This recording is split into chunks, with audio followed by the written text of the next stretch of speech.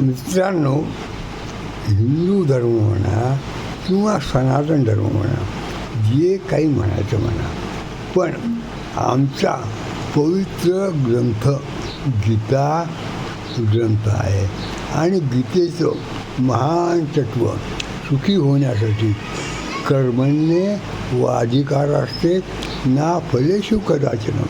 म्हणजे कुठल्याही फळाची अपेक्षा न करता काम करता.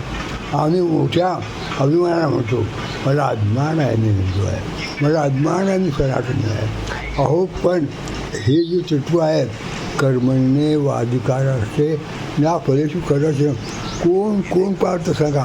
कोण कोण पाळतं? शुद्ध ढोंगीपणा. अहो, आज फलाची अपेक्षा असल्याशिवाय कोणी काम करत नाही. मंदिरात जातात, परमेश्वराकडनं फलाची अपेक्षा असतात.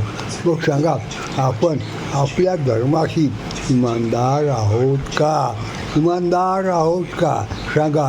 सांगा.